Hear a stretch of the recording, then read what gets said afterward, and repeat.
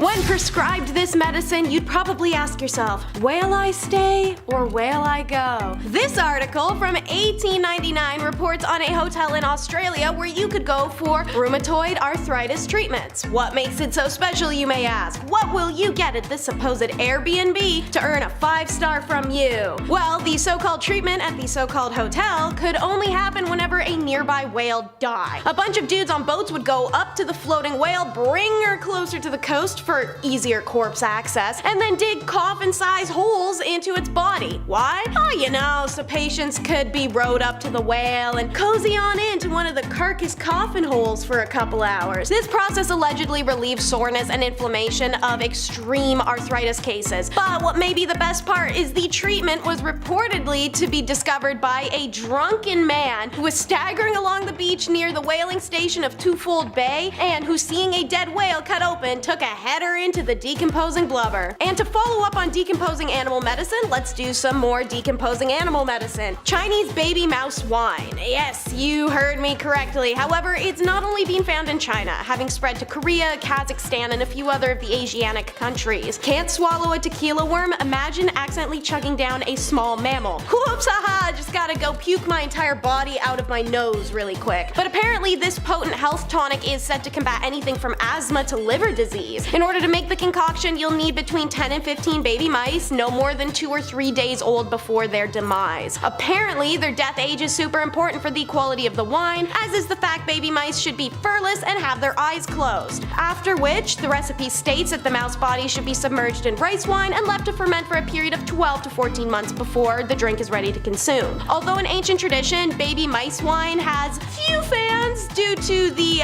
reminiscent taste of raw gasoline, but its ethical record isn't exactly squeaky clean either. Ancient India brought us couching, the ancient practice of sitting on your ass. In reality, the couching I'm referring to would have you on the edge of your seat, not kicking back in it. A leading cause of blindness worldwide is cataracts, which affect 24 million Americans aged 40 and over. Ancient Indians developed the first documented treatment for cataracts called couching. It's first documented back in the 6th century BC by the surgeon Sushruta, who had learned from ancient Egyptian experiments with cataracts. Over the years, the procedure was later used by the Greeks, Romans, Ottomans, and Europeans. During couching, physicians punctured the eye and manually dislodged and removed its cloudy lens. The result was the patient is only able to see movement or basic shapes, now though the cloudiness is gone. Unsurprisingly, this method often led to complications and not the intended outcome. You know, blindness can be a thing if you're jamming unsterilized crap in people's eyes without any formal training. In the mid-1700s, credited with revolutionizing cataract surgery, Frenchman Jacques Daviel made a major advancement when using a knife, blunted needle, and spatula, and he extracted the cataract through an incision in the cornea, the first ever ECCE procedure. Don't worry guys, it's only getting more gnarly from here. Next is milk transfusions, which is gonna go super fast because I literally can't even think about this one for long. So, in the late 19th century, milk was believed to be the perfect substitute for blood, and the fatty/oily qualities in it would magically become white blood cells. Makes sense, right? Milk is white, women and cows produce milk, and babies, and out of all the animal udders out there, they're the most similar to human udders. So I mean, maybe it all ties in. Maybe it's all related. You know, old-timey logic. However, while a few instances of this procedure were successful somehow, many resulted in death, which is a lot more realistic to hear. In one instance, the injection of milk dropped the patient's pulse immediately to the point they had to be resurrected with a combination of morph and whiskey. The patient only lived 10 days after the operation. Shocker.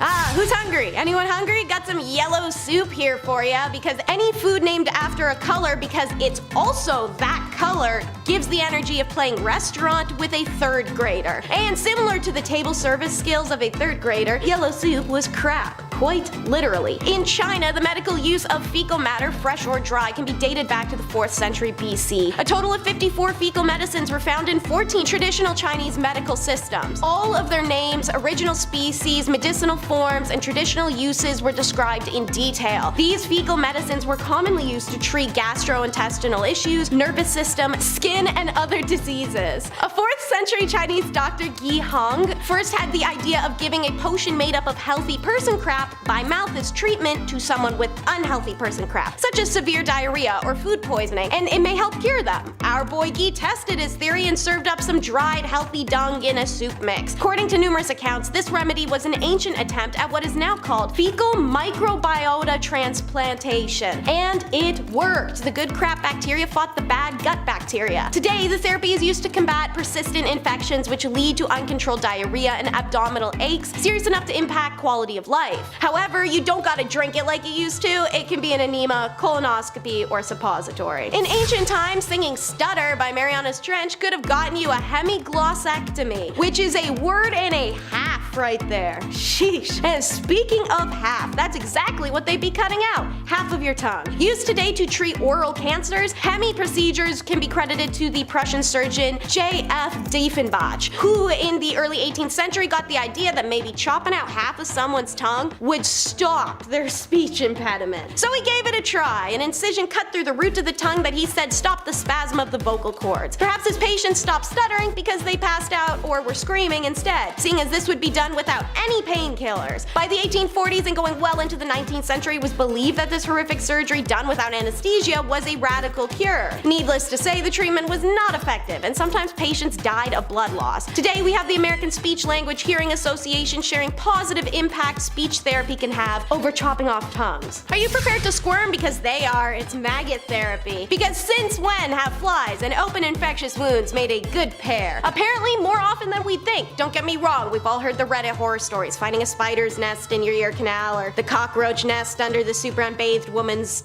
breast. But if flies come out in a live, decontaminated larvae form during ancient medical procedure called meiosis, well, they've actually been curing infected wounds as far back as the Old Testament, as told in the Book of Job. In the American Civil War, doctors used maggot therapy to disinfect injured soldiers' wounds. Its simple mechanics and ability to promote speedy healing make the benefits of maggots handy in or out of battle. So, what is it about maggots that bring even ruthless, cynical modern science to its knees still? For one, these bugs can dissolve up to 25 micrograms of necrotic tissue in under 24 hours, including infectious bacteria that burrow within. They're also self-limiting organisms. They can actually only attack dead flesh, and they can't eat healthy, so no doctoral or patient fears of excessive tissue damage. It also means a patient should feel the maggots while eating them. While the practice is almost as old as time, maggot therapy was only approved by the FDA in 2004 as a single-use medical device that must be stored under sterile conditions and is biohazardous waste, similar to leeches. My male audience knows I'm bad for finding those terrible testy-related torments and treatments, so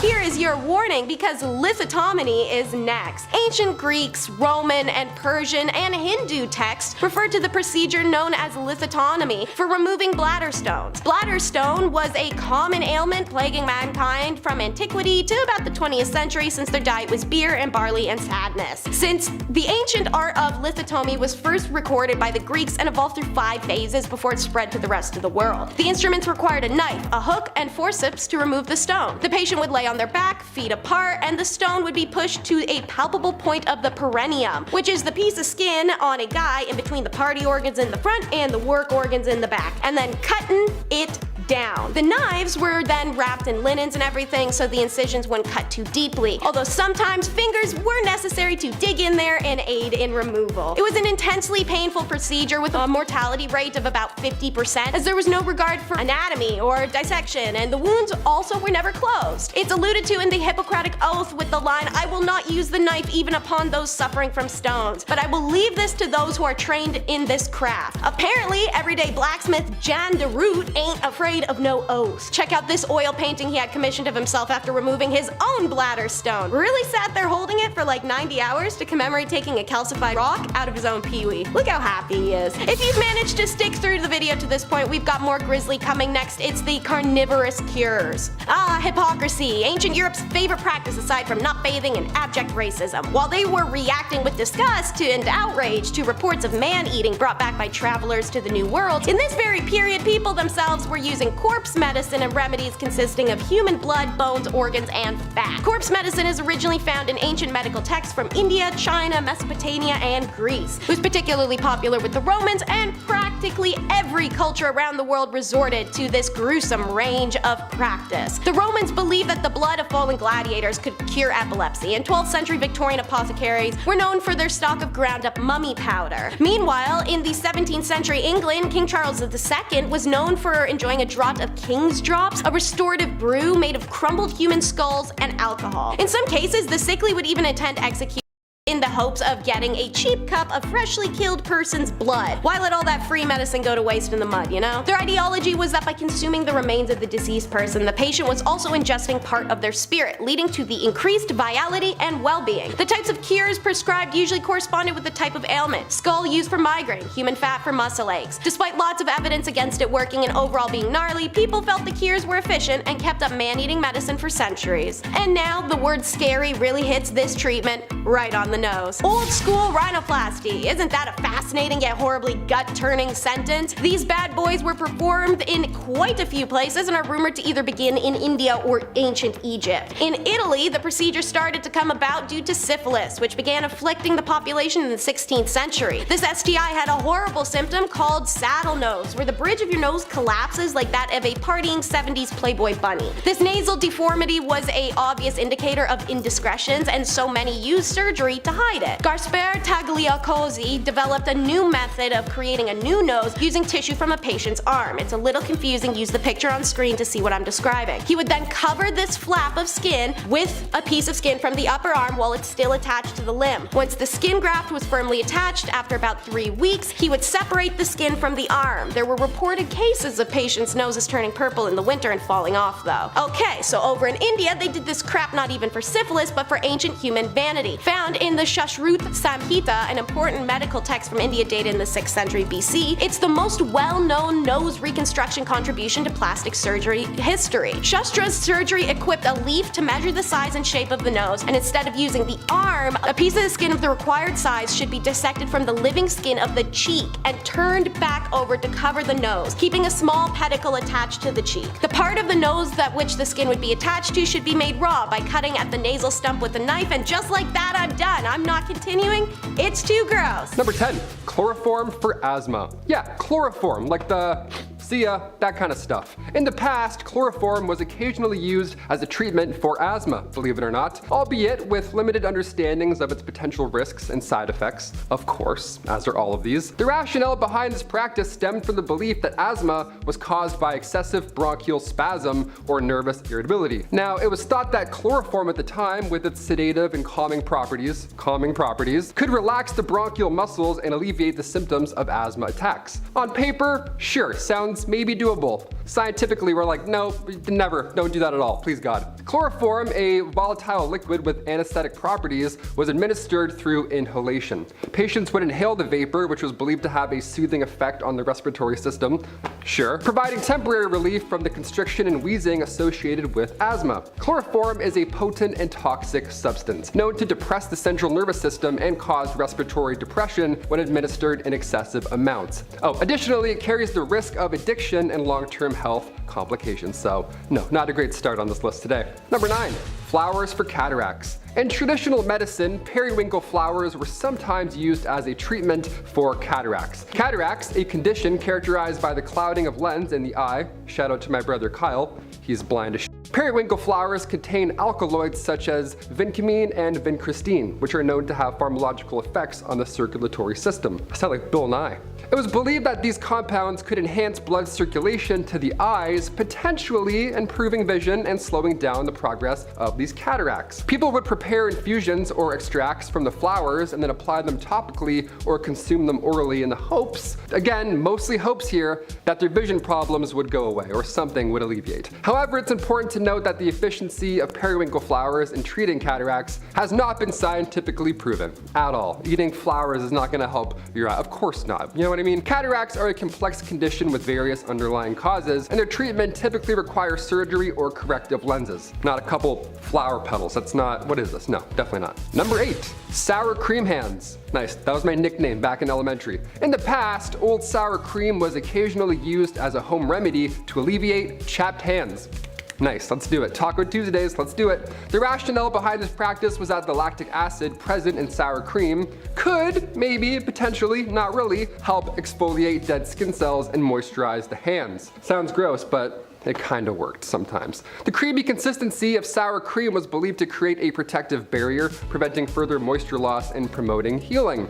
However, before you go in and ruin your taco night at home, it's important to note that this remedy lacks any scientific evidence and may not provide long-lasting or optimal results. Yeah, sour cream, just keep that on your wrap, not your hands. Then you're all set. Number 7, Nux vomica. In history, Nux vomica derived from the seeds of Strychnos nux vomica tree, very poisonous. It was occasionally used as a remedy for headaches. Not a good plan. This practice was based on the belief that the seeds contained compounds that could alleviate pain. Sure, again, good attempt, bad landing. Nux vomica was thought to have stimulant properties, increasing blood flow, relieving tension, all that good stuff, which in turn could provide relief from headaches. However, it's important to note that the seeds contain strychnine, which is a highly toxic substance, one of the worst for humans to eat, and their use as a remedy it's not supported by the modern medical knowledge at all. Safer and more effective treatments for headaches are now available. You don't have to be eating any poisonous nuts. Thank you so much. Number 6, urine. In ancient history, urine, pee, number 1, it was sometimes used as a medical treatment due to the belief that it possessed healing properties. Yeah, pour it in your eyes, see what happens. Don't do this. The practice can be attributed to various factors, including cultural beliefs, limited medical knowledge, of course, and the symbolic association of urine with bodily fluids and purification. Yeah, that last one's a big one. One reason urine was used as a treatment with this historical connection to the concept of uroscopy. That's where the color and smell and taste of urine was examined to diagnose illnesses. Yeah, some dude would be like, bronchitis. That man's got bronchitis. Go get him. This practice originated from the belief that urine was a reflection of the body's overall health and imbalances. In some way, sure. In most ways, no. Furthermore, urine was considered to have cleansing properties and was believed to contain a substance that could combat infection and promote healing. That good healing stuff. There we go. Brewing up that healing potion. It was used topically to clean wounds, it was used as eye drops to treat eye infections, and it was even consumed orally for various ailments. However, it is crucial to note that the use of urine as a medical treatment in ancient times, or any of those times, was not based on scientific understanding or evidence whatsoever.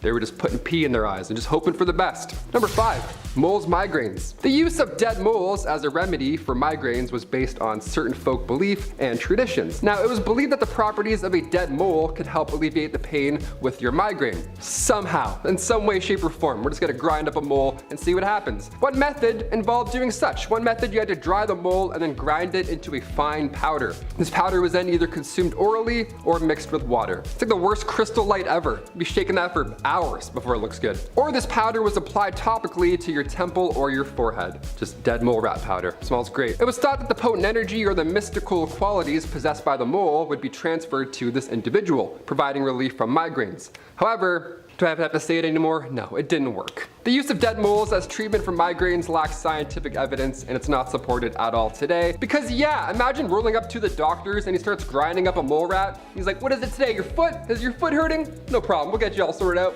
Number 4, medieval dung. We talked about number 1, now we gotta talk about number 2. That's the order it comes in. In medieval times, dung, animal feces, was occasionally used as an ingredient for these treatments. I know, where's it gonna put it this time? This practice may seem a little odd to us today, but hear me out, it had some legs back then. Had some prevailing medical theories and limited understanding, but it was something. Dung, poop, animal poop, was believed to possess these medical properties such as its supposed ability to draw out toxins, stimulate healing, or serve as a topical antiseptic. It was used in various forms, most commonly in ointment, and was applied to wounds, ulcers, skin conditions, you name it, man, get creative. Whatever hurts, put some poop on it. Yeah, welcome to these times. Animal dung, such as, the dung from cows or pigeons, it was commonly used due to its availability. Yeah, you thought urine was bad, but it gets worse. Pigeon poop for your elbow? I'm like, I don't know, man. This doesn't seem very good. Number 3, mercury. Mercury, yeah, the element. Let's do this. In ancient times, mercury was used as a medicine due to its perceived healing properties. Now, this was an element, okay? It's not poo, it's not pee, it's something legit in the scientific community. It was believed to have a range of therapeutic effects, including treating infections, skin conditions, and even mental disorders. All that in a drop of mercury. How lucky are you? Mercury was applied topically or ingested orally, so terrible, with the idea that it could purify the body and balance your humors and promote overall well-being. With the element mercury, of course. However, the use of mercury in ancient medicine was based on horrible, incomplete knowledge, and its toxicity was not fully understood at the time. Yeah, don't eat that. Don't put that anywhere near you. Prolonged exposure to mercury often results in severe health complications, including neurological damage. So if you have a headache, don't go back in time. That's pretty much it. Trepanation. Ancient trepanation, also known as trephination, if you want to be all fancy, throw the fancy pH in there. It was a surgical procedure in which a hole was drilled or scalped into the skull. Now, this practice dates back thousands and thousands of years, and it was performed in various ancient cultures for some reason. It was believed to serve different purposes, including relieving headaches, treating skull fractures, while creating one, or my personal favorite, releasing evil spirits. Evil spirits, yes, finally, be gone.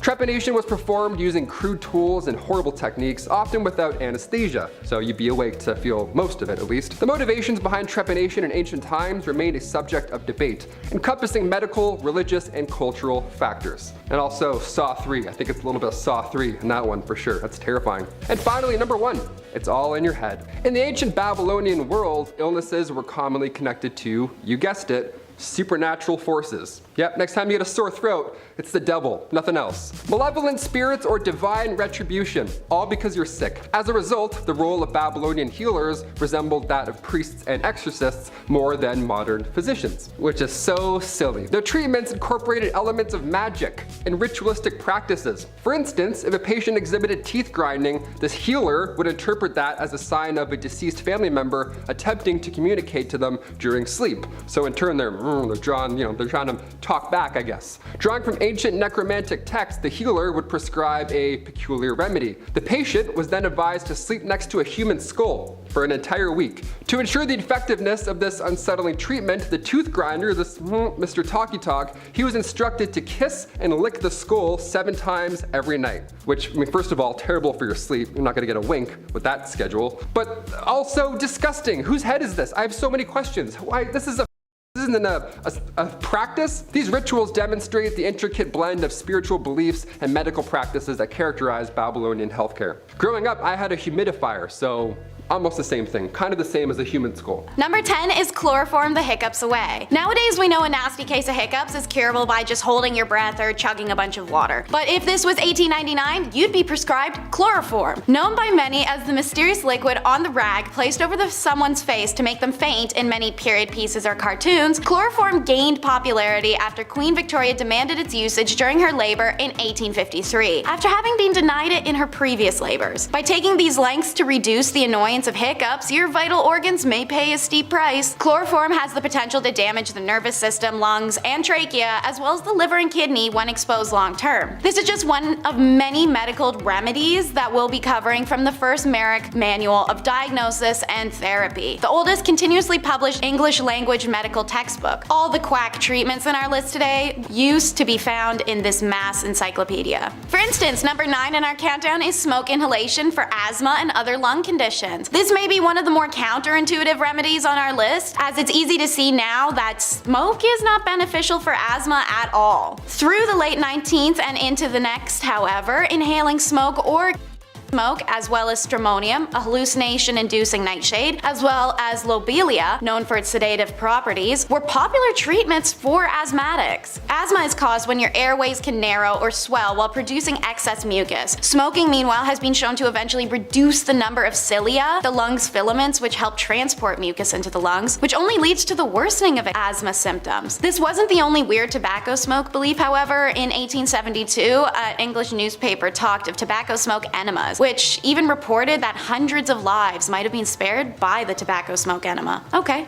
Weird enough. Plasters, no, not the British word for band-aids, is number 8. This medical treatment was said to have sucked the badness out of a person. They were like a nicotine patch made up of a thin layer sheet of wax as well as leather, and it was able to stick onto the skin. In the wax, there were remedies such as lead, opium, frankincense, tobacco, etc. This mix would be applied while still warm to ensure the adhesion of the plaster. Plasters were sold to anyone of any age and came in many different shapes and sizes so that they may be applied to different areas. What were they used for? Everything. Cough, cold, period pain, organ failure, alcoholism, headache, the list can go on forever. Seeing as they wanted the patch to pull as much badness from the body as possible, these patches could be left on for 2 days to 2 weeks to forever. Without washing, of course. Naturally, these patches trapped in a lot of moisture that could cause infections, blisters, rashes, and hives underneath, especially once the patch is removed and the skin is finally exposed to air. Arsenic, like plasters, was a cure-all, and it's number 7 in the countdown. If you've seen our other video, Top 10 Unusual Fashion Trends from the Victorian Era, you might know that arsenic was in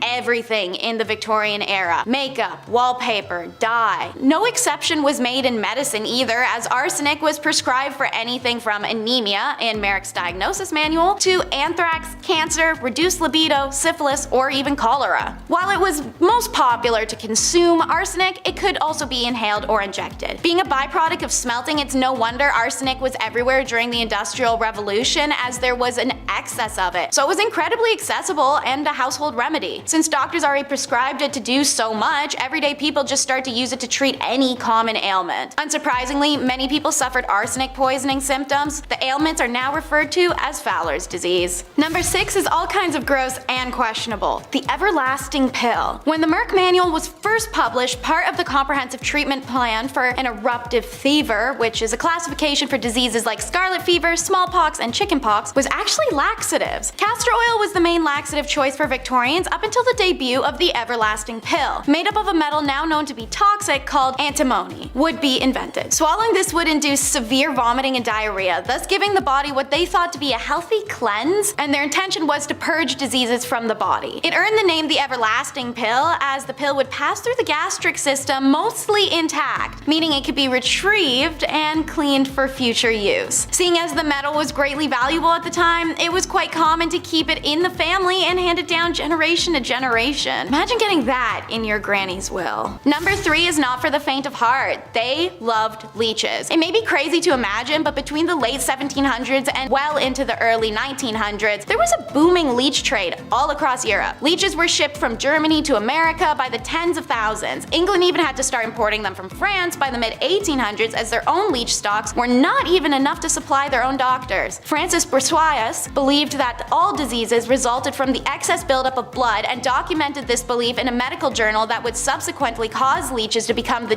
go-to treatment in France and then later spread across Europe. This usage of leeches then became worldwide from there, and so obscene that the creatures started to go extinct. However, what these quacks didn't know is that bloodletting was very rarely beneficial to any conditions, and applying leeches often resulted in detrimental side effects such as blood loss, diarrhea, and vomiting, or those with poor immune systems could even be exposed to hazardous bacteria and infection, let alone death from hemorrhagic shock for literally anyone they did this to. Eventually, the excessive use of leeches meant that they became too expensive to ship, too scarce due to the over-farming to find, and medically obsolete in the face of new science that questioned the medical merits of bloodletting. Thank God. Number 1 on our countdown may be a bit of a surprise. Surgery. How could surgery be a questionable treatment? Well, it itself isn't, but the men performing it and their hygiene towards surgery were. Most famous is Robert Liston. Said to be able to remove a leg in 30 seconds, he notoriously used his own mouth to hold scalpels, knives, and even once sucked the pus out of a woman's throat wound. According to medical historian Dr. Lindsay Fitzharris, surgeons never washed their instruments or their hands, and Victorian surgeons were known for wearing old surgery garments out of prowess, reportedly so stiff with old blood that they were nearly cardboard in appearance. Even the operating tables themselves were rarely washed down, and it was said a visitor to St. George's Hospital in London 1825 discovered mushrooms and maggots thriving in the damp, dirty sheets of a patient's bed. When asked why they hadn't complained, the patient assumed this to be the norm. And what about surgery in the moment? Well, the patients were conscious and undressed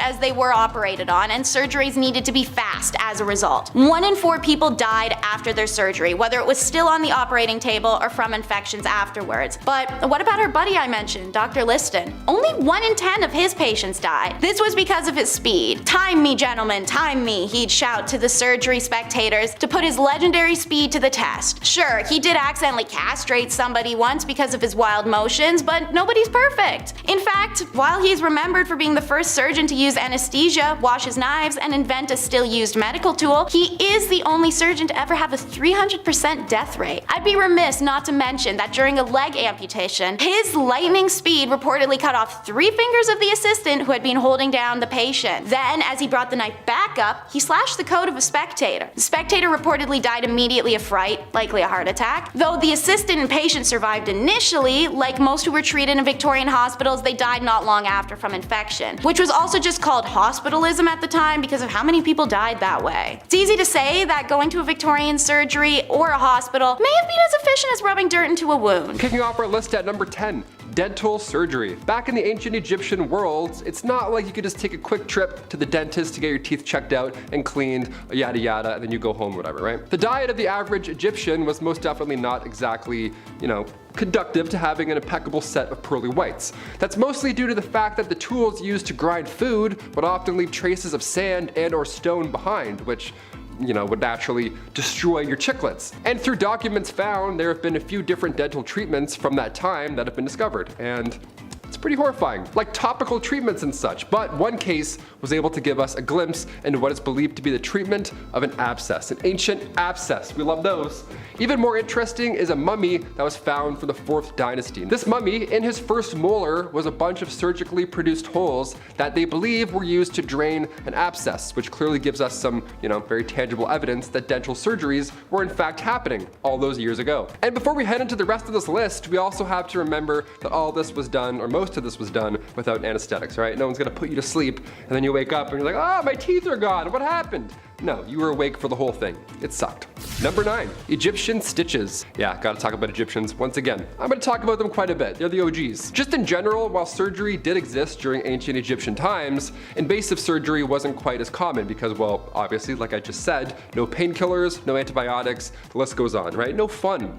One thing that's less invasive but still extremely important was seen quite a bit during these times. Use of stitches. Yeah, I've never needed any in my life, thank God, knock on wood that I don't need any stitches. Ancient Egyptians found different and effective ways to make their own sutures in order to close these large wounds. They did so by using plant fibers or hair or tendons or wool threads, anything, right? In the oldest known surgical text, which is referred to now as the Edwin Smith Papyrus that came from ancient Egypt, there are 48 different cases of stitches being described. 48, imagine being one of those 48. That's kind of epic, not gonna lie. Number 8, blood transfusion. Back around 70 AD, the Romans were pretty wild when it came to the Colosseum and the games that would go on inside. There was, a lot of bloodshed, and crowds would rush the arena after the day was done.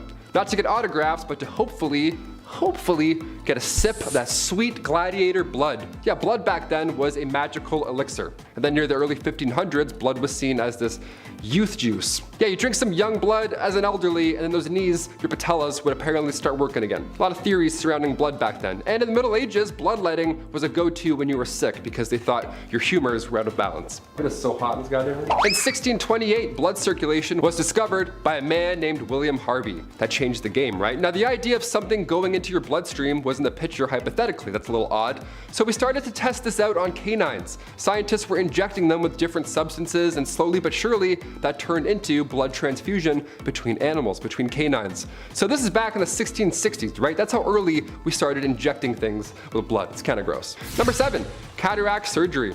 Okay, don't tell him I told you this, but Kyle, my brother Kyle, our other lovely co-host on B, is blind in one eye. Yep. Kyle was born with a cataract, but you would never know because he plays rugby amazingly and somehow he reads this tiny prompter. I can barely do it with 2 eyes. No idea how you do it, man, you're a champ. Cataract surgery is one of the oldest surgeries in the book. Well, rather in the painting. It was found in a tomb in ancient Egypt. It was a painting of what is surely the oldest recorded eye surgery. Scientists are able to make this conclusion due to the length of the tool that the doctor is holding.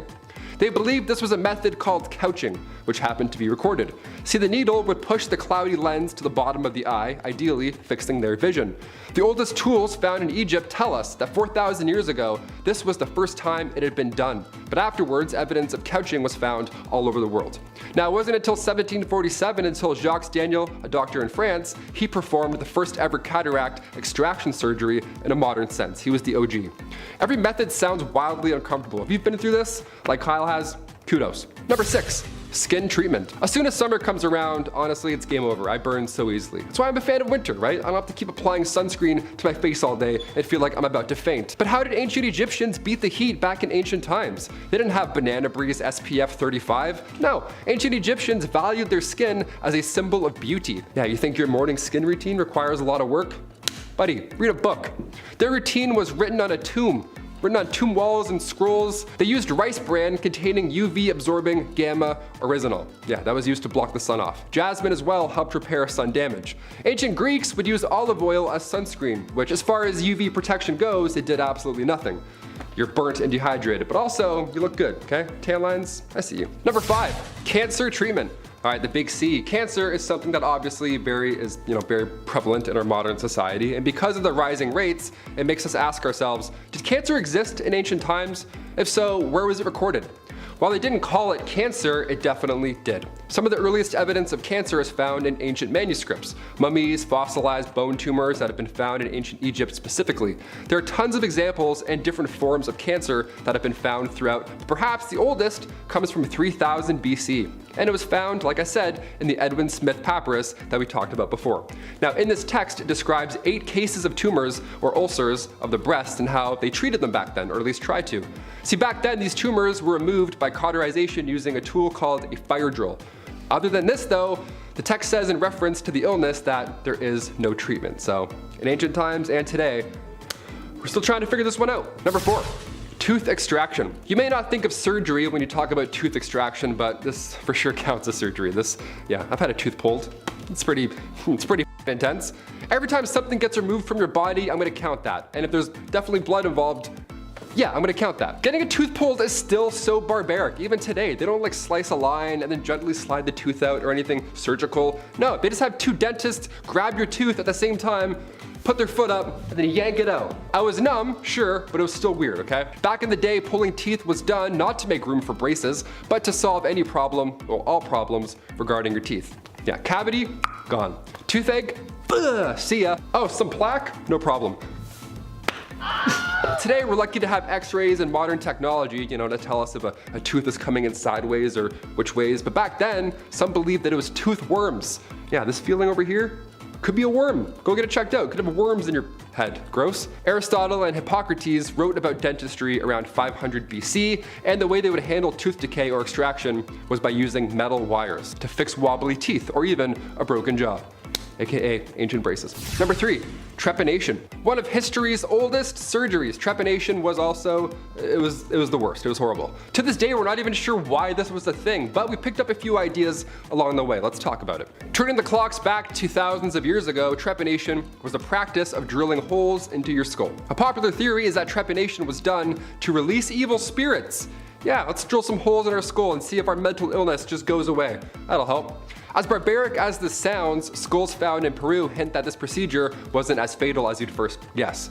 The reason this would happen was also to clear out bone fragments after skull fractures, right? So you show up with a headache and leave with a hole in said head. But honestly, the fact that you're leaving at all is surprising, given the time. They didn't have any advanced medical instruments, but they did have sharp ones. This was the first surgical procedure, around 6,500 BC. The term trepanation comes from the Greek term trepanon, borer, to drill. Number 2, rotting whale body. Okay, not all these are not disgusting. One of the most strange things on display at the Australian National Maritime Museum exhibit has got to be the whale carcass treatment. This is an odd treatment. Now, the cure for rheumatism back in the 19th century was to crawl inside of a dead whale's body and just hang out for a bit. And by a bit, I mean a full 30 hours. After that point, you would definitely be healed for at least 12 months. Yeah, it began in the town of Eden, obviously a whaling town on the southern coast of Australia. Only while this was happening, it was kind of funny, the user's head would be poking out of the whale. Yeah, like the world's worst sleeping bag, all tucked in there, getting better. It all started when an intoxicated man stumbled into a dead whale body, passed out, and then when he woke up, his rheumatism was cured, just like that. Yeah, from pale ales to pale whales. No more achy joints for you, my friend, let's do it. And finally, number 1.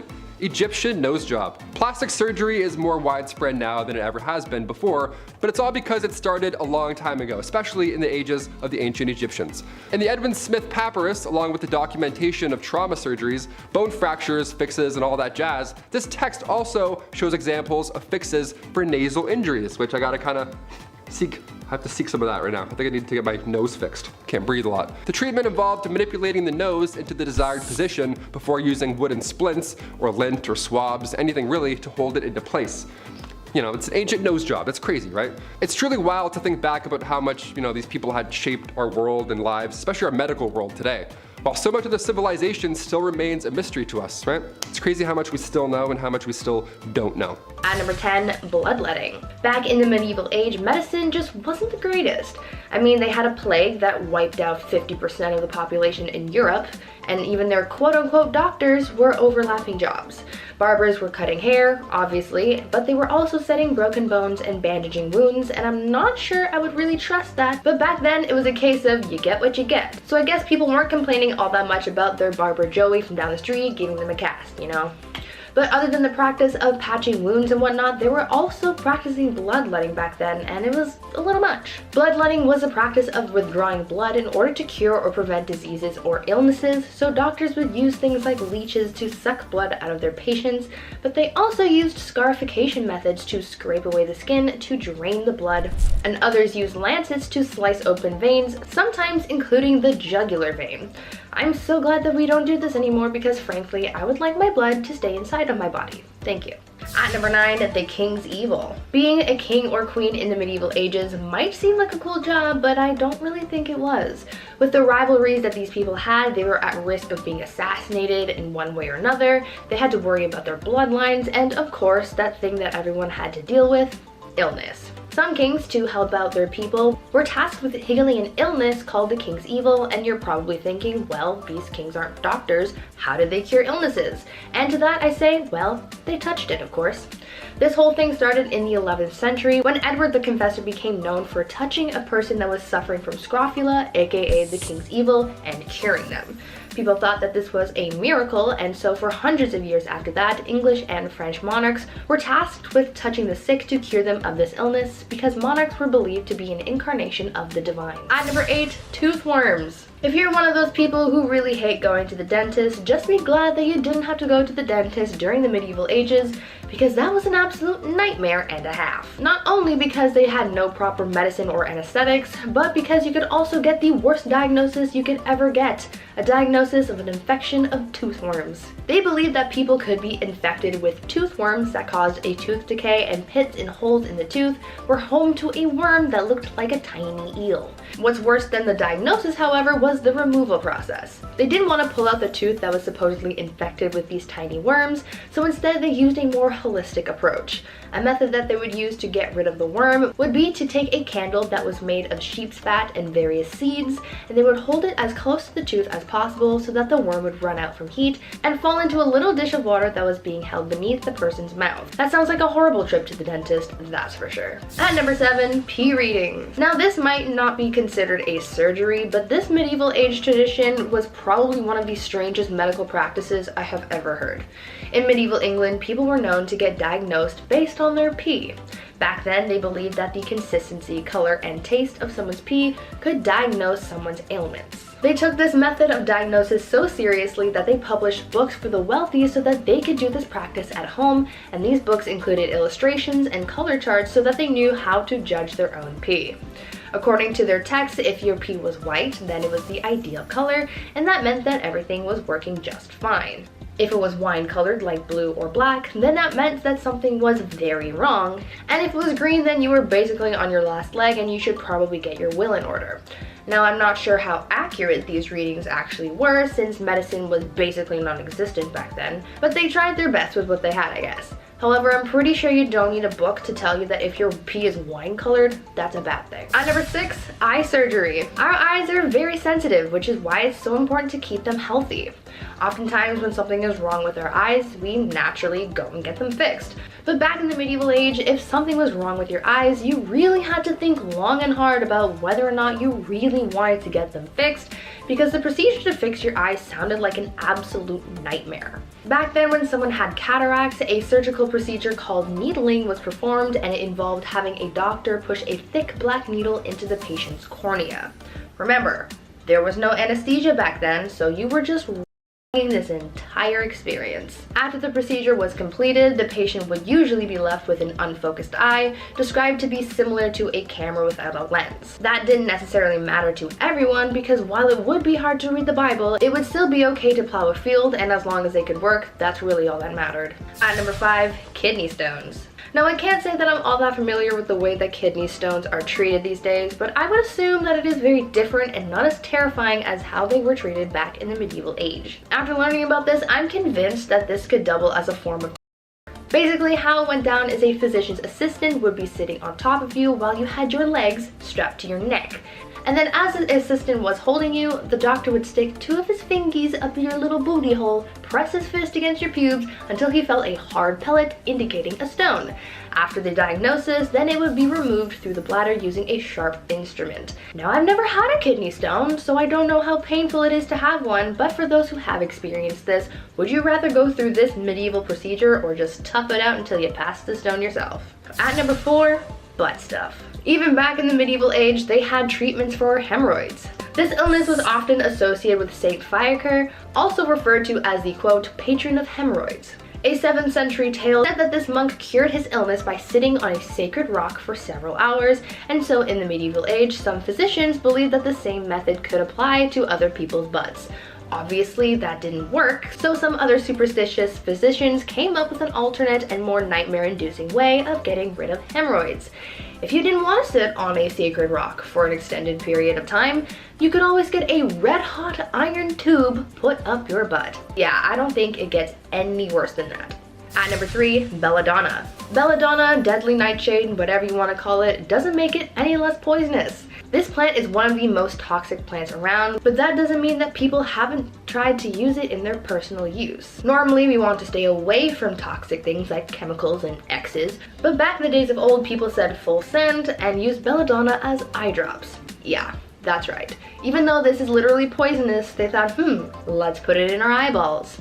The organs that we use to see, because that's a bright idea, right? Many people, mostly women, used eye drops made out of deadly nightshade because it changed the size of their pupils to make them look more starry-eyed, and that was seen as a beauty trend. In moderation, these eye drops wouldn't really cause too much damage, but prolonged use of the poison could see some serious health concerns like stiff muscles, short-term memory loss, confusion, disorientation, and in some cases death, because it could literally paralyze your heart. And if you're thinking, man, I'm so glad we don't do that anymore, then think again, baby, because if you've ever been to the optometrist and you've had your pupils dilated, guess what they use? That's right, belladonna. It's not harmful to put just a couple drops in your eyes and not to do it again for a while, but if you get your hands on it and start using it too much and in high dosage, then you're in for some trouble. At number 2, trepanation. Trepanation is the process of drilling or scraping a hole into the human skull. Yeah, I know, that doesn't really sound like fun in the slightest, but back in the olden days, people did it, and it was a relatively common body modification for some reason. This practice was done in all sorts of cultures throughout different periods of time. During the medieval ages into the Renaissance, trepanation was used to treat epilepsy and mental disorders. This practice also dates as far back as the Paleolithic period. In ancient Peru, trepanation was done using a ceremonial knife called a tumi. In ancient Greece, it was done using a drill. Polynesians used sharpened seashells, and in Europe, the procedure was done using sharp flint or obsidian. Though we know that in the medieval times and the Renaissance, trepanation was considered a medical practice, in ancient times, the reason for this practice is still uncertain. It could have been to try and fix damage from a head trauma, but it's also believed that this practice was done to heal mental problems, release toxic spirits, or even as some kind of ritual. And finally, at number 1, knife hand. Now, this one is by far the craziest medieval surgery in my opinion. So you know Captain Hook, right? He's got a hook for a hand.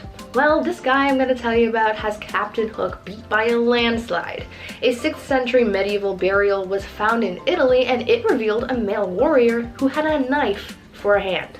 Yeah, this man had a knife instead of a hand. This warrior had his hand amputated. However, the reason for said amputation is unknown. In place of the lost hand, the prosthesis was a blade.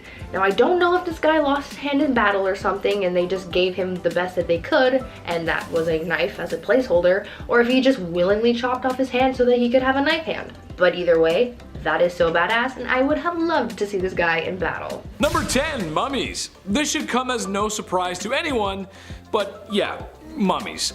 While not the first and not the last civilization to mummify their friends and family, ceasing to exist, they are probably most known for it. Well, that and maybe the pyramids. The pyramids are pretty cool, I guess. The process of mummifying or preserving the body was thought to be important for the soul during the afterlife.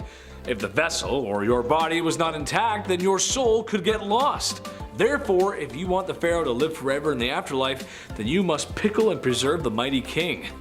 I don't want my soul getting lost. Number 9, 40-year-old's worst nightmare. Despite my best efforts and anti-aging cream, there will come a time when I will be old. Personally, I'm not worried about putting some mileage on. That's life. However, something I am concerned about is the effects of aging. Have you ever just noticed that you ain't as limber as you used to be? You get tired easily. And if you have more than 3 beers, you have to lay down for 3 days. However, something that happens to a lot of men reaching their 40s is a little trouble in the bedroom. This was an issue in ancient Egypt, except sadly, there wasn't a messed up process to fix impotence. I know, right? That's crazy. You thought I was gonna say something weird like wrap a snake around it or something. But no. When in modern times the cute waitress at the golf clubhouse just doesn't get your blood pumping anymore, you could reach for a small blue pill that everybody knows. Egyptians did not possess such luxuries and instead prayed for the Pishadil to work. Dear Desert Jeebus, please make my wiener work again. Thank you. Number 8, ahead of their time. Ancient Egyptians just may have been ahead of their time and didn't know it. The Egyptians had tons of different herbs, plants, and methods for treating all kinds of ailments. Their alchemy skill was maxed out. I never did that. However, one method they came up with may have been helping more than they thought. A porridge mixture that was boiled down that contained tetracycline, which, just in case you didn't know, is known as an antibiotic. This would have been very helpful for the time, as a scrape on the knee could be the difference between living and, well, not living. While this was being used, it's unsure if the Egyptians really knew why this method worked.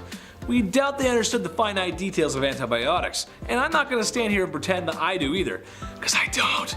Number 7, Tales from the Crypt Keeper. You didn't think I was going to talk about mummies and not talk about how they make them, right? Hold on to your spittoons, this is going to be a rough one. Okay, so we all know that when we pass on, our bodies begin to decay and break down. The Egyptians knew this, so they would have to be one step ahead if they were to have the king pickled in time for the afterlife. Well, first things first, the brains? They gotta go. They would remove the brain with a large spike and sort of mash it up there and well, then they drain the contents from the nose, which that is just disgusting. Stomach, colon, and lungs, well, those won't be needed in the afterlife either, so they gotta go too. But the heart stays though. That's where the soul is. The king was then dried out with mounds of alkaline salt in the world's best beef jerky impression. Afterwards, oils were rubbed into the skin and eventually a resin was applied to aid in the linen wrap sticking to the body, making for that distinct Tupperware brand airtight seal. The pickled king was wrapped numerous more times just to be safe, and then, if he was OG enough, placed into a sarcophagus, and if you're really cool, you'll get your own room full of gold and treasures, and your pet Whiskers, which is a cat, and be mummified because, well, you need him in the afterlife too. That is one heck of an undertaking process. And to be fair, it kinda worked, because there have been a few mummies recovered from Egypt, and they're in amazing condition, considering the age, of course. Number 6, a little off the top. Okay, without the comment section oversharing here, some people have had circumcisions and some haven't. It's a part of life, okay? That's how it goes. Debatable to some, but it happens. This was a common practice in ancient Egypt, claimed to be for hygiene reasons. However, there's something a little bit different about their process. See, today it happens when you're a baby. A strange man comes in the room, And he cuts what he has to cut. L'chaim, it's done. There it is. That's it. It's over. Egyptians waited a little longer, however, closer to the age of 12 or 13. Can you imagine just chilling in the field one day, and then some strange dude grabs you and slaps you down on the table and makes a withdrawal from you to meat and veg? I talked to the chief today, and he just said that's not it. Don't do that. Number 5, bloodletting. The practice of bloodletting was common all over the world, but it may have gotten its start in ancient Egypt. It's a quite simple procedure, really. Black bile out of whack? Lose some blood. Can't stop coughing and sneezing? Drain some blood. Been possessed by demons and now they curse and haunt you as they run up and down your bloodstream? Drain some blood. The question is, however, was this really helping? The short answer, no. No, it wasn't. Besides feeling lightheaded and going pale, this didn't really achieve much, since the days of old were filled with all kinds of other ailments that would easily end someone's life before the spooky demons running up and down someone's bloodstream ever would. I don't feel good. Oh, we better bleed Grandpa again. I don't know, like what? Number 4, plastic surgery. Hey, there's nothing wrong with a little cosmetic surgery. I for one feel that if it'll make you feel better, go for it. Feel better about yourself. Do it. I don't think there's any shame in that. It's been around for a long time, so long that ancient Egyptians might have come up with the first nose jobs. Obviously not like the ones today, but they were knowledgeable in surgeries. After all, you open the chest cavity of a dozen kings and you jot some stuff down on some papyrus, you learn a thing or two. More interesting than shaving down your own beak, however, was their implementation of the prosthesis limbs. Yes, all the way back then. One mummy was actually found with a fake toe. When tested in the modern day with period-accurate sandals, it proved to work quite well and moved more efficiently than first thought. Again, for the time, this was pretty advanced. Number 3, the Ode of the Nile. Imagine people working all day in the blistering sands of Egypt, where the sun beams down on you like, well, the sun in the desert, lifting massive rocks and carving them to shape. I don't know about you guys, but I would be sweating. And that also means I wouldn't be smelling too fresh, resembling that of a high school locker room. Yuck. Well, the Egyptians knew this was an issue, so they came up with what was probably the first underarm deodorant, using nice herbs and other items that had pleasant aromas, and stuck them where the odor was coming from. In your armpits. I just know that after a long day of hard labor in the sun, I would need more than cinnamon sticks and lavender to tame the odor of my sweaty lumberjack armpits. That's just how it goes. Number 2, the Egyptian Brazilian. The 70s have come and gone, and a popular trend today is to be hairless. Everywhere. Even in places where you didn't think it was possible to grow hair when you were younger. Egyptians took it upon themselves to remove all their hair. Well, at least most of it. Not because the Nile River had nice beaches, but because of lice. Oh, yuck.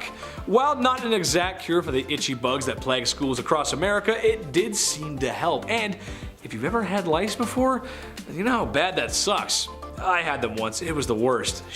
Cut my hair, shape my head. Lots of baths. It's no fun, man. Too cute for that. I don't want that. Number 1, Wario breath. Wow. Okay. It makes sense that Egyptians would come up with breath mints and mouthwash. They fed their laborers diets of foods that contained a lot of onions and garlic. Sure, I'm just like everyone else who cooks. And when the recipe asks for 1 onion, maybe I put in 2. When I asked for 2 cloves of garlic, maybe I put in 4. You gotta love that flavor. It was thought that they help fight off disease, and they were kinda right. However, after eating all that flavor, your breath would be something rancid. So herbs and mints were used to help quell the breath that could peel the paint off of walls. Thank God. Starting off strong with the dancing plague in number 10. The dancing plague sounds like the Harlem Shake, like it does, but it was real. It sounds like a bunch of people who just couldn't stop listening to ABBA. Oh wait, that's just me, because their new songs came out and I'm just obsessed. The dancing plague was actually a real thing that occurred in Strasbourg in July 1518. The whole phenomenon kicked off when a woman named Frau Trofria stepped into the street and began essentially doing like the twist and shout, and she did this for about a week. And then soon over 40 people joined her, all doing like the same move. A month later, 400 people were involved. For a while, local physicians blamed the hot blood and encouraged it as a way to quell the boogie nights. They even brought in professional dancers and a band. But then people started like collapsing and dying of strokes and heart attacks. So like what? Like what even is this? Like this is real. Like you're probably thinking like, Rachel, come on, we aren't that gullible. Well, Google it, baby. It is a well-documented event. The movers and shakers were eventually whisked away to a mountaintop to pray for absolution, and that cured them. I don't know why. One theory suggests that this was a result of consuming ergot, a fungus commonly found on damp rye which produces hallucinations and spasms, but there's no clear answer. People just love to dance. No idea. It's so weird, right? Like I was like, this has gotta be fake, and they were like, no, it's well documented. I'm like, okay. Sure enough, whatever, Google. I'm beginning to trust you less and less these days. Anyways, number 9. Disembarkment syndrome. Disembarkment syndrome is a very difficult condition to diagnose and even more challenging to cure. It is a strange neurological condition that follows a motion event like flying on a plane or being on a cruise ship. The patient will feel as though they are still swaying or rocking as if they're still on the craft. Symptoms vary in severity day by day, but they can also include confusion, nausea, sensitivity to light, headaches, a bobbing sensation, and could relate to stress and fatigue. Currently, there are no tests that can accurately confirm the diagnosis. Doctors usually default to it when they've ruled out all the other options, but no one knows what causes it. Dr. Yoon-hee Cha in America is the only clinical investigator of the disease, and her findings so far hint that the issue may be linked to, and I quote, hypermetabolism in a deep area of the brain called the entorhinal cortex. I probably said that wrong, sorry guys. Unquote. But that's about all we got right now, so hopefully those people can feel better very soon, but it all depends, right? Number 8, the madness of King George. Does anyone else have Jonathan Groff as King George like in The Third and Hamilton in their head? No? Just me. Okay, cool. The madness of King George is a mystery a lot of historians are determined to solve. His infamous erratic behavior has become the talking point in movies, plays, and even children's books. But what happened? Was this simply a case of an undiagnosed mental illness? Well, probably. Other theories say that he had a case of porphyria, which includes aches and blue urine. Other evidence is found in his letters. At times his writing appears succinct and direct, while others he appears to repeat himself and use more flowery language, a trait very commonly found in individuals who live with mania and depression. But as for the case of porphyria, in his medical records, it is shown doctors gave him gentian, a plant with blue flowers that could also be responsible for the blue color of his urine. Porphyria, though, is also hereditary and none of his descendants had it, so it is likely it was a mental health issue, but as to what was the official diagnosis, we can never really be sure. Number 7, putrid finger syndrome. This one sounds gross. And it is. You're welcome. Imagine being so smelly that you could fill a banquet hall with your stench, even if you shower all the time. Poor guy. Well, that's what happened to this 29-year-old patient 5 years after he pricked his finger on a chicken bone. His finger accumulated an infection that made his body smell like really bad, specifically that arm. When he had to be examined, it was entirely intolerable for doctors to even be near him for long periods of time. Even worse, the infection couldn't be identified. No one knew what the bacteria was or how to get rid of it. They tried several treatments including ultraviolet light, but nothing worked. But thankfully for the man, the infection spontaneously cleared up and doctors have no idea how. That's pretty lucky, but if it did come from a chicken bone, then maybe we should like all put like Kevlar gloves on next time we chow down on some Popeyes just to be safe, because I don't want that. I do not want that. Number 6, baby brain teeth. Strange things happen while we're in the womb. It's a crazy, magical waterbed of weird stuff. Sometimes wires get crossed and accidents happen, you know, because that's life. Doctors suspected something was up when the head of a 4-month-old baby started to grow unusually fast. They weren't so surprised to see a tumor, as that was their suspicion, but what they found inside the tumor was kind of ugh. When they scanned the brain, they saw what looked to be fully formed adult teeth inside the tumor itself. Sure enough, that's what they found. Doctors removed several fully formed teeth usually found in the lower jaw. While this isn't entirely unheard of, teeth appearing in tumors I mean, it had never happened in this kind of tumor, so as to how or why these teeth were found in this type of tumor remains a mystery, but it was probably something to do with whatever smorgasbord was going on inside the tummy. It's a weird time. Number 5, stiff person syndrome. No, this isn't referring to someone's personality. Maybe, but to a condition that affects 1 to 3 people per million. Super rare. As no one is quite sure as to the possible cause, it is diagnosed through exclusion. So similar to the disembarkment syndrome I mentioned, so they have to test a whole bunch of other things to see if this is the case. Some of the main symptoms are, of course, stiffness in the lower back and legs, followed by severe and painful spasms from sudden movement. So say for instance if they got scared, it would be like pain all through their body. Though the symptoms themselves can be treated, there is yet no way to eliminate SPS from the body. The condition can show up at any point in life with no known trigger. There are only a handful of clinics around the world that know how to help treat this condition, but due to lack of cases and study, there is still a long way to go towards a cure. Number 4, Phineas Gage. I'm sure if any one of us had a pole jabbed through our head, we wouldn't be the same after that either. But for Phineas Gage, the change was night and day. Phineas was a foreman working on the railway bed for Burlington Railroad when a sudden accidental explosion on September 13th, 1848 sent a 3-foot 7-inch iron tamping bar through his head. He survived miraculously, but his personality changed drastically. Prior to the accident, he was reliable, shrewd, and capable, while after he became stubborn, rude, and loved to swear. Me too, man, but still. Entirely opposite to who he was. I mean, obviously the man lost half his brain, but his personality switch remained a mystery. Little was understood about the function of the brain, and though the accident obviously played a large role, no one quite knew how Gage could have ended up so different. Number 3, the tight seal. Sometimes when I'm on Central Dark, I wish my eyes would just seal themselves shut, because then I wouldn't be able to see anything. But when I read this story, I better be careful what I wish for. Psychological or one-of-a-kind case? Doctors are still trying to decide. After recovering from a sinus and staph infection in 2008, Natalie Adler started feeling the strangest phenomenon. For 3 days, her eyes would seal themselves shut, only to release themselves on the 3rd day with her vision entirely restored. The seal would be accompanied by neck pain and body aches. Now over 30, Natalie has to get Botox injections to keep her eyes partially open and has been declared legally blind.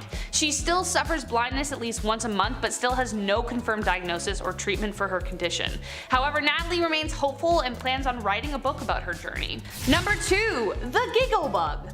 We've all, hopefully, laughed so hard that we can barely speak. But for Shu Ping-Hui, she was never able to stop. Ever since she had a fever when she was just 8 months old, the now 12-year-old girl can't stop laughing. Her parents are desperate for a cure, especially after the condition worsened after she was 2 years old. She lost her ability to learn how to speak, and now can only communicate through giggles. Her father has spent all of his wages as a construction worker, but still nothing has worked. What should be a sound that brings joy to her loved ones makes them all the more sad. The only hope currently on the table are tests specialists are conducting that include her frontal lobe. They suspect that the fever caused damage to the frontal lobe, but nothing has yet to be confirmed, so it still remains a really sad, happy mystery. Number 1, last but not least, Gloria Ramirez. I actually think this is an episode on Grey's Anatomy, but I can't remember, so just let us know in the comments if you know what I'm talking about. Right? The case of Gloria Ramirez still boggles doctors to this day. Also known as the Toxic Lady, Ramirez was sent to the emergency room in 1994 due to cervical cancer complications. Things were operating as usual until medical staff began to faint after experiencing severe shortness of breath and muscle spasms. There were also reports of an ammonia-like smell coming from her blood. Sadly, Ramirez died after kidney failure, but meanwhile 23 people fell incredibly ill, along with 5 who became hospitalized themselves. Every single one of them had come in contact with Ramirez. What's even more terrifying is that there was no explanation for the issues. Doctors defaulted onto mass hysteria, but there was no explanation beyond that. Officials conducted 3 autopsies on the body, which led to the conclusion that a product called DMSO cream might have caused it, but as for the other aspects, no one is quite sure. Number 10, Made of Stone. This one disturbs me so much and it's terrifying that it hasn't been solved yet. If you're a Game of Thrones fan, which hopefully you are, you've heard of grayscale, the disease that poor Shireen Baratheon suffered in the series. Yeah, you know what I mean? Well, it may have been inspired by something that actually exists. Though there is a 1 in 2 million chance of getting it, it does happen. What is it exactly? Stoneman syndrome is a condition where the ligaments, tendons, muscles all slowly turn into bone. It starts with a stiffness in the neck and shoulders and then gradually moves down the body. Imagine having two different skeletons in your body. That's kind of what it is. What's even more heartbreaking about this mysterious disease is that you can't remove it. In fact, any attempt to remove the bone makes it grow faster and come back stronger. I hope they come up with a cure as soon as possible, as currently there isn't one, as to why it's a medical mystery. But because it's so rare, it makes it even that much harder to cure it because they don't have that much on file. Anyways, let's keep going. Number 9, Cyanomelia. I pretended I was a mermaid countless times as a kid, and still do every time I do a dolphin kick in the water because I'm like, I'm a mermaid. But I kind of don't want to be, and I'm kind of glad I'm not because of this. Cyanomelia is the condition in which a child is born with their legs fused together in a way that makes them look like a mermaid. Sadly, it doesn't have a happy ending, as most children born with this defect don't live very long. The two most famous cases are that of Tiffany Yorks, who was the oldest living survivor, living to the age of 27, and Shiloh Pepin. Patients of this condition barely survive the womb or the first few years of life due to organ issues that follow the disease. The exact cause of cyanomelia remains unknown to this day, as it appears to be a random occurrence and there's no way of predicting it. Number 8, Morgellons disease. This next one is a more controversial disease. Morgellons disease is an unexplained condition where a patient believes that there is something crawling beneath their skin. As a result, scabs and irritation erupt from persistent scratching, along with small fibers. It is controversial because the research done on the condition has yielded conflicting results. Some doctors think it is a result of a delusional infestation, while others believe it is an infectious process in the skin cells. The Center for Disease Control yielded a study that concluded it isn't caused by an infection. However, multiple studies have reported a possible link between Morgellons and another bacterial infection. To this day though, there is still no proven treatment or confirmed understanding of the disease, so for now it remains a medical mystery. Number 7, Landon Jones. It is rare for anyone to be able to resist the French fry. Everyone has that friend that says, no, I don't want McDonald's, like I don't want any. And then you order some and they always are just like, your French fries, and you're like, get out of here, those are mine. Anyways, that would be me. Well, Landon Jones may be the only person who would be able to resist. On October 14th, 2013, the preteen Landon Jones woke up with a bacterial infection in his left lung, which was treated successfully, or so they thought. Landon lost his appetite entirely. This boy is literally never hungry. His parents have to bargain with him to eat, but unfortunately he keeps losing weight. After visiting specialist after specialist, the only thing doctors have been able to determine is that Landon may be the only one of his kind, which doesn't make it very helpful. There are no other cases like this in the world. Landon did start having absent seizures 3 years prior, which could provide some hint as to what is going on. The leading explanation is that it is a rare condition that affects the hypothalamus, the tiny area of the brain that controls hunger, thirst, blood pressure, and sleep. I wasn't able to find any recent articles referring to his progress now, but I hope, Landon, that wherever you are, that you are doing much better. Number 6, a water allergy. A human being can only survive without water for around 3 days, so this medical condition is definitely surprising. How can we be allergic to something we need to survive? The condition, while still a mystery, has a name: aquagenic urticaria, and affects less than 100 people across the world. Whenever someone with this condition comes in contact with water, they break out in hives and rashes that last around an hour, and researchers have no idea what the underlying cause is. The leading theory is that it is caused by allergens in the water, so patients are encouraged to drink purified water or bathe in purified water as well. But beyond that, they have no clue. Due to the rarity of the condition, there is very little data to study, but I think we can all be grateful it isn't common either. Number 5, Mandy Sellers. When Mandy was born, she appeared to be a healthy child until she started growing. Despite having a very lean frame, Mandy's legs alone weigh 200 pounds, 5 times the normal size. She was a medical mystery doctors had no idea how to solve. The only way they could foresee stopping the growth of her legs was amputation. This procedure eventually happened in 2010 when she developed an infection. Even stranger though, this didn't stop the condition at all, as the leg started growing back. Imagine how frustrating that would be. Fortunately though, according to Mandy's website, she was able to go on an experimental new drug that helped to shrink her legs. Then finally, after years of suffering, she was able to be officially diagnosed. Mandy's condition is the result of a mutation of the PIK3CA gene, the only one of its kind, something she's pretty proud of. Still, doctors have yet to come up with a more effective treatment as of 2019. She is still waiting for a new drug trial, and her legs appear to be kind of plateauing, so who knows where she's at now, but Mandy, I hope you're doing better. Number 4. Spontaneous accent. What do you mean? Nobody does that on this channel. Anyways, shut up, Rachel. God. Imagine waking up one morning and finally having the accent you've always wanted. I'm sure there is someone out there who wishes for that. But Rosemary Dorr wasn't one of them. Southern Ontario-based Rosemary Dorr immediately rushed to the hospital in 2006 after sensing signs of a stroke. She ended up spending most of that summer in post-stroke care, but what was very strange was her recovery. Rosemary took on an entirely new accent. Her Southern Ontario dialect became that of Newfoundland, and if you live in Canada, you know how different those accents are. She couldn't shake it. Rosemary was suffering from a real condition called foreign accent syndrome. It's a thing! Only 60 other cases have ever been confirmed worldwide. The first known was a Norwegian woman during World War II who started speaking with a German accent after a head injury. Very, very poor timing. The exact cause is still unknown, but you know, hopefully Rosemary's learned to live with that. It's a pretty fun accent. Number 3. The girl who cries stone. From a magic spell to a witch's curse, this little girl from Yemen shocked doctors and mystics with her strange ability. Sadia started literally crying stone since she was 8 years old, and no one can sort out why. Her father was desperate to find a treatment, and despite many x-rays in local clinics, nothing out of the ordinary was spotted. Most of the stones came out in the afternoon, weirdly enough, and she can produce as many as 100 in a single day. Thankfully, they do not hurt her, and for the most part, her life is normal. Since her case, one other woman in Bajal experienced similar symptoms, except this time they were accompanied by bouts of unconsciousness and a swollen abdomen. She has since been treated and recovered fully, but as to what is wrong with Sadia, no one is quite sure. Number 2. Brooke Greenberg. Sadly, Brooke passed away at the young age of 20 before she ever found the explanation for her condition. However, there is a chance that she might never have been aware of it.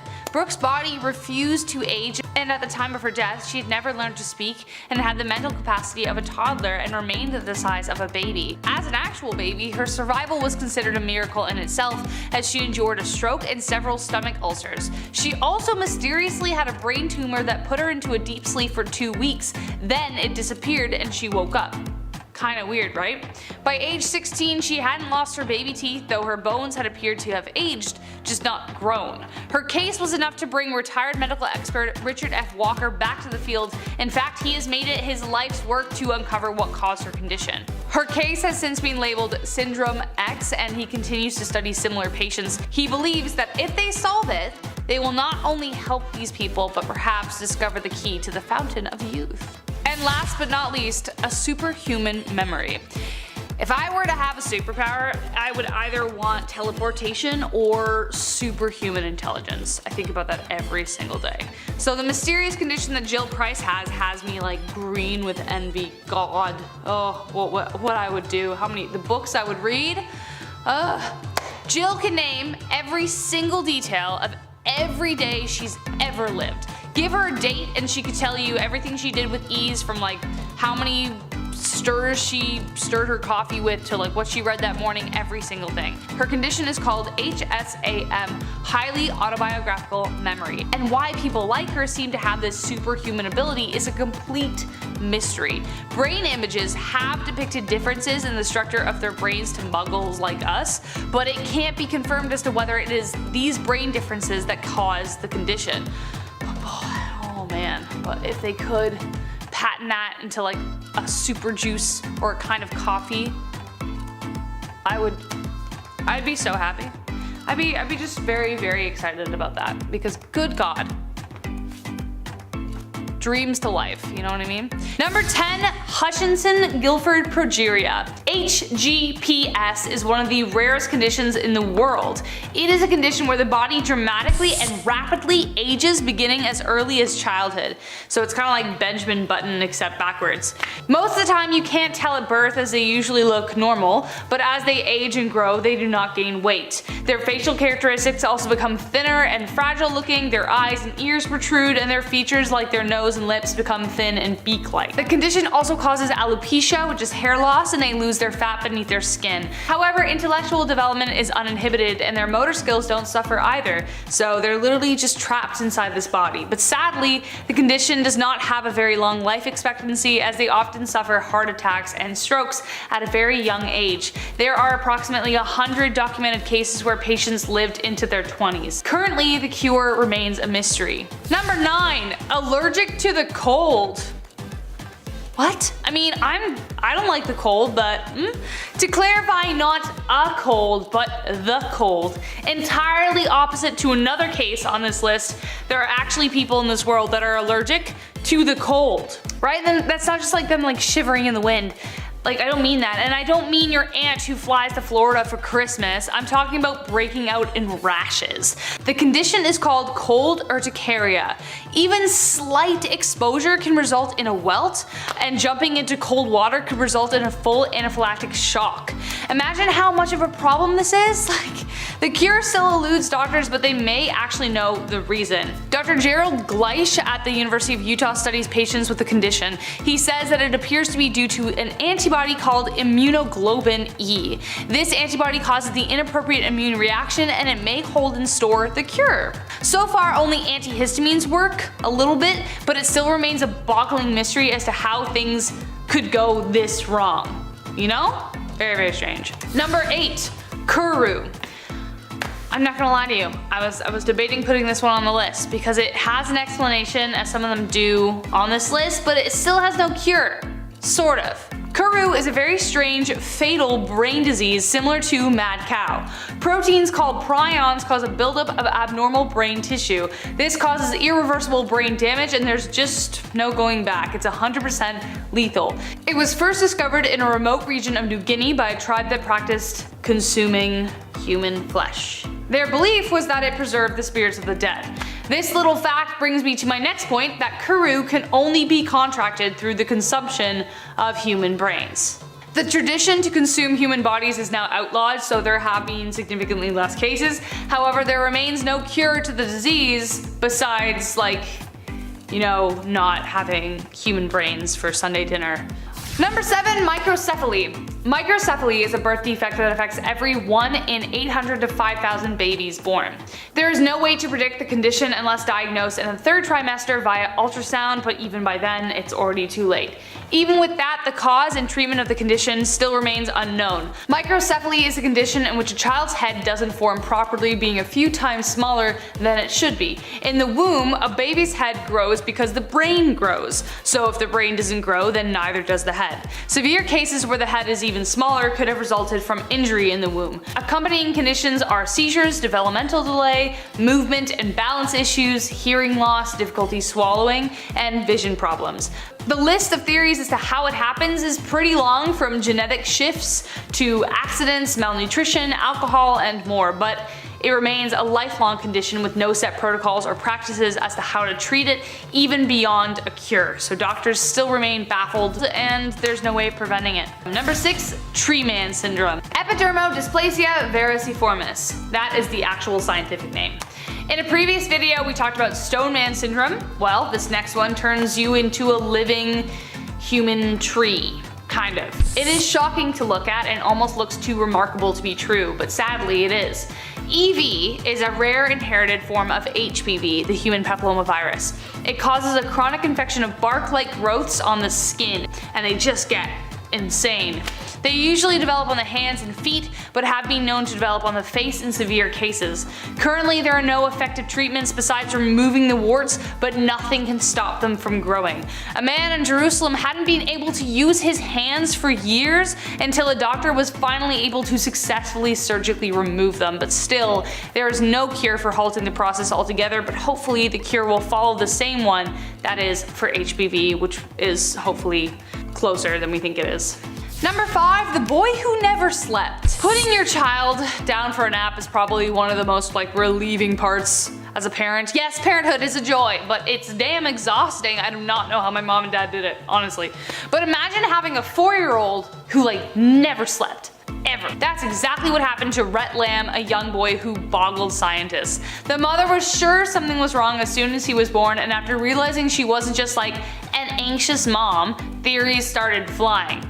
After multiple tireless testing, finally they had an answer to the mystery. So yes, technically it's solved. I know that, but it was still a mystery, and it was unsolved for a period of time. Sue me. It's really interesting. Rhett had an extremely rare condition called Chiari malformation, meaning the brain was literally being squeezed into the upper part of the spine. After undergoing surgery to remove the bone around his spinal column, doctors expected the results to set in a year later. There was a 50-50 chance that his sleep was going to improve, and it did! So I know. Okay, but this was like an episode of House. It starts out a mystery and then they solve it. Number 4, Wim Hof, aka the Iceman. Anyone who has experienced a Canadian winter wishes they had this guy's problem. Though it doesn't really sound like a problem at all, but definitely a mystery. Wim Hof isn't bothered by the cold. That's right, the cold never bothered him anyway.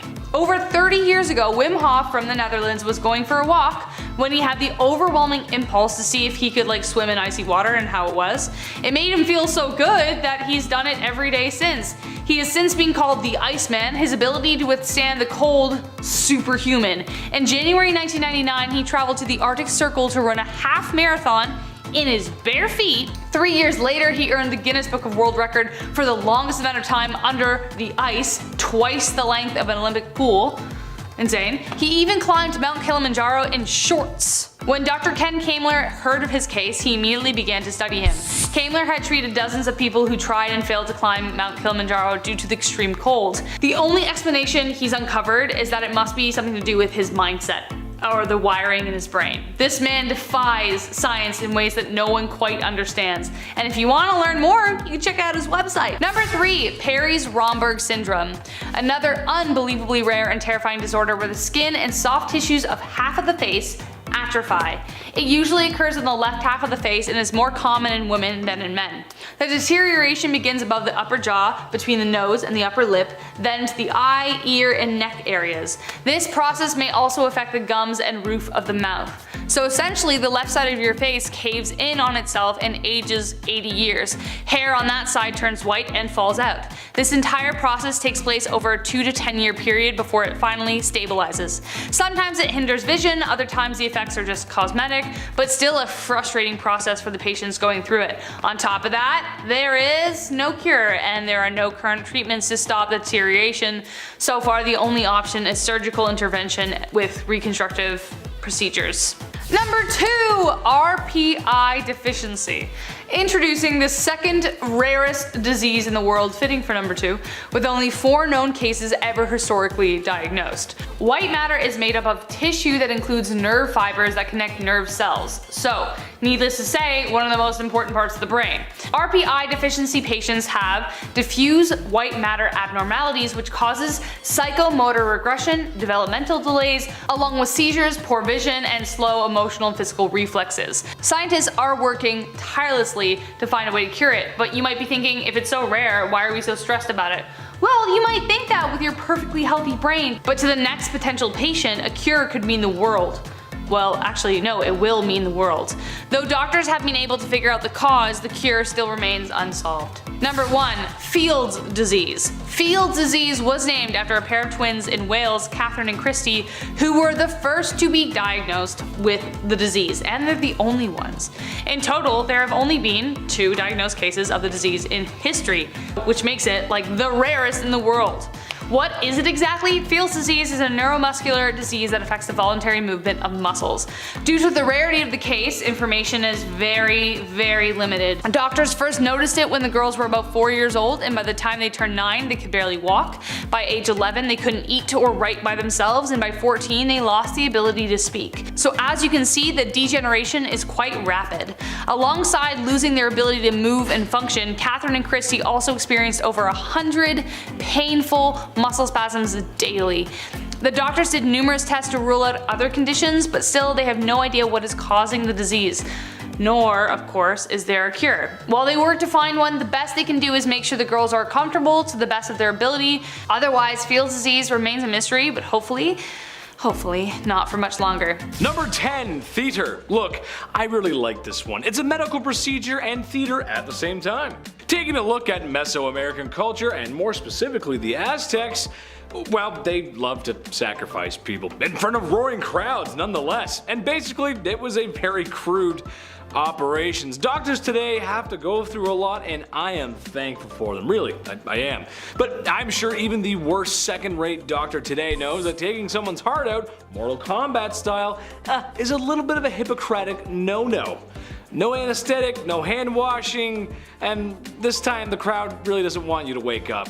Man, that's rough. They would just cut you open, grab it out, Kali Ma style. Not good. Nah, don't want it. Nope, no thanks. Number 9, hemispherectomy. Hold on to your bark bucket, folks, cause, well, I don't do well with this sort of thing. This surgery entails removing or disabling half of the human brain. Usually done for those suffering with seizures, which really suck. The success rate is around the 2/3 margin, and I'm about a 50 on the VOM scale. Ooh, don't like it, makes me queasy. 20% of the people see at least a large reduction in those seizures. Those that don't, if properly considered, can go for a repeat surgery. But the last time I checked, 2 halves, put them together, that makes a whole, which is a whole brain. So I don't exactly know how that works, but okay, I guess the doctors know better. While there are some physical side effects, like that half of your body not working as well as it did before, or maybe that was the reason why you went in the first place, however, the brain does seem to make new neural connections, thus making up for a lot of the mental capacity the other half of your brain did before it was removed. That's cool stuff, man. Damn. Number 8. Here's another one I can't pronounce. Hemicorectomy. Hemicorectomy. Number 8. Hemicorectomy. Also known as a translumbar amputation, or in nerd talk, remember that one time in that one Star Wars movie where Obi-Wan Kenobi cut Darth Maul in half after he was enraged by Qui-Gon's passing? Okay, that, but for real, and not charming actor Ewan McGregor performing your surgery. Although he's a handsome guy, he could probably do anything he wants. Can't wait to see Obi-Wan, I'm really excited. However, it is a severely drastic procedure, recommended only as a last resort for patients with severe or potentially fatal illnesses such as osteomyelitis, tumors, and severe traumas. It also means you lose access to both your gabagool and your main exit, if you catch my drift. I honestly don't know how doctors do it. It's just, oh man, that's a rough one, man. That's tough. Number 7, lobotomy. Hello there, lobotomite. What brings you to the big empty? Follow New Vegas reference, anyone? Gotta have a little fun in this list. We're talking about some weird stuff. Gotta have some fun. Well, yes, lobotomies. Maybe you've heard of them, maybe not, most likely. But basically, it's a surgical procedure that severs most connections of the prefrontal cortex. If that sounds like a really bad idea, that's because it is. It was meant to help mentally ill patients, the truly disturbed, or sometimes even people who didn't really need one and rather just needed better medical attention, but we just didn't know any better back then. There was some success with this awful surgery, but more often than not, it led to worse side effects, and well, if you've ever seen Shutter Island, then you know what I'm talking about. Is it better to live as a monster or die as a good man? Number 6, the Lindbergh operation. Okay, imagine going in for a surgery that's going to make you live better. But you have to wait a while, and you worry about that day for months. You think about loved ones, what your life has been, and what it will be afterwards. Finally, the day approaches, and now your bum is hanging out a hospital gown. The doctors try to relax you as the surgery is about to commence. That's when they roll in this machine with arms, and they tell you that the surgery is going to be completed by a robot controlled by some doctors in New York. You're miles away from that. Well, that sounds scary, but it's true. This actually happened. in what may be the first transatlantic surgery. It's actually pretty cool and could possibly lead to some more life-saving surgeries in the future. That's a pretty cool thing. They had a robot that cut a lady open, took her gallbladder out. It's a crazy thing. Look that one up. It's actually really cool. Number 5.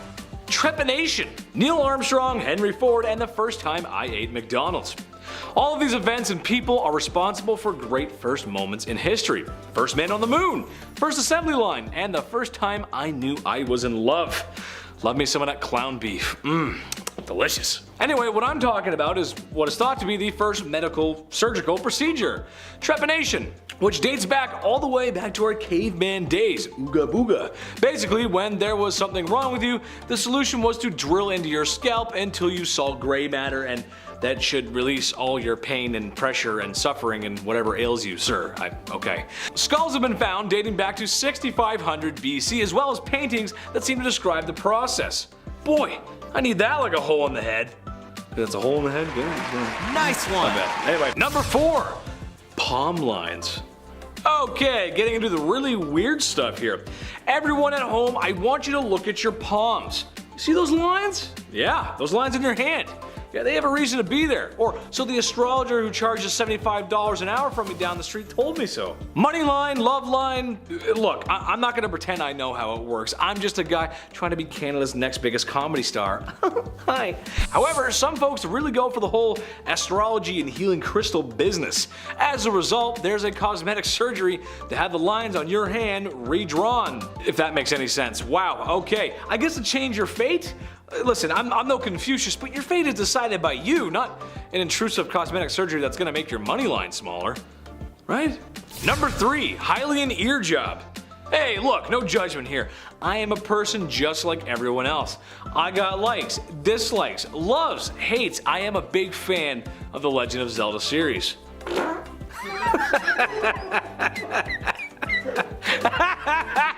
You weren't expecting that one, baby! Ocarina of Time, Majora's Mask, Breath of the Wild. How's that for Breath of the Wild, Icarus? Who's at the center of these games? Link and Zelda, 2 elfish-like humans who possess the power of the Triforce. Or Hylians, technically nerds, I know, I'm sorry. Well, apparently the elf ear look is so desirable that the urge to hi-ya across your favorite patch of open grass is so strong that some folks are willing to have their ears cropped in order to look like Link permanently. I'm just using Link as an example because there's tons of creatures from other lore that had the same sort of features in the pointy ears, but regardless, removing and reshaping cartilage to achieve that elvish style is a strange one. Number 2, tongue splitting. Alright, you know what this one is, but it's just crazy to me. Tongue bifurcation is done by splitting the tongue. However, I just learned that it's not permanent, so just in case you grow out of your rebellious youth in your late 20s, then not all is lost, my friends. Kinda nice. Some want a certain look. Others do it because, well, it's for the super fun naughty bedroom time. Usually done with a hot scalpel to prevent bleeding, and then the cut sides are sewn and stitched. I don't think there's enough money on earth to have that done to me. I can't, I get a little,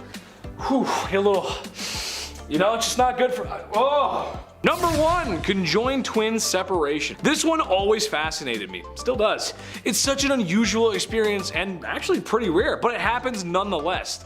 Conjoined twins develop when an early embryo only partially separates to form 2 individuals. Although 2 fetuses will develop from this embryo, they will remain physically connected, most often at the chest, abdomen, or the pelvis. It makes everyday life challenging, and those who don't live like this very curious on how everyday things work. However, in a modern time, there's been great efforts to separate these twins. Every situation is different, and some simply just don't qualify because there are too many vital organs that are shared. However, I think it's amazing. It's a feat of medical science and technology to give people the life that they deserve. To any doctor that's ever pulled this off, thank you. You're amazing. 70% of them are female. I learned that too right before I came in. 70% of conjoined twins are female, and the rest are male, which is a weird stat. That's kind of interesting. I don't know. Number 10, plastic surgery. Some celebrities you think are immortal when really it's just their plastic surgery that's fooling you. Unless you're Paul Rudd, he's definitely immortal. Sometimes it's obvious who's had it done, and sometimes it's really obvious who's gotten it done. Coming from the Greek term plastikos, which means to mold or to form, the oldest known plastic surgery took place in ancient Egyptian days. There's a medical text from the ancient Egyptian days that was named after the American Egyptologist who got it in 1862, and in it contains these ancient procedures. They look a little bit different from the shows we see today. you know, where it's like all these medical, we're gonna take this thing and put it into this guy's head. And you're like, how did they do that? This was a lot different. This is ancient procedures we're talking about. What procedure back then was to fix nasal injuries? This method used wooden splints, lint, swabs, and the first ever nose job was done. Even in 2000, a mummy was found with a prosthetic toe. So they asked volunteers to try walking with it to determine if it was created for purpose or for style. That's nice. Here, try on this mummy's toe. Take a lap, see how you feel. Are you cursed? Plastic surgery in the sense of reconstruction, that first account comes from India in the 6th century. The Indian physician Sashruta Shamita is considered the father of plastic surgery. His patients were more interested in the cosmetic side effects, whereas the Egyptian practices were to fix the nose. Now, around 500 BC, reconstructive surgery was done in India as well to reform noses that were cut off as a punishment. Number 9, broken bones. Sometimes a bone breaks and it needs immediate medical attention. Maybe a bone is pushing into a vital organ, maybe it's healing the wrong way, or maybe it's just a toe and you can't do anything about it but hobble around the house all day and learn new curse words as you mumble them and hobble. We all had that one friend in school who always had a cast on, or that blue finger restraint. There's always the one kid. But what happens if you broke your arm in the 1300s? Then what? Well, you wouldn't get any cool signatures from your cool friends, but what would happen is that they would use these blocks of wood and cloth and just wrap everything around completely tight. Just the biggest cast possible. You actually could sign your name on this thing as many times as you wanted. I take that back. This thing was, you pretty much had a coffin around your leg, more or less. Number 8, trepanation. One of history's oldest surgeries, trepanation was the worst, that's for sure. To this day, we're not even sure why this was a thing, but we picked up a few ideas along the way. Turning the clocks back thousands of years, trepanation was the practice of drilling holes into your skull. A popular theory here is that trepanation was done to release evil spirits. Yeah, let's just drill holes into our skull and see if our mental illness just goes away.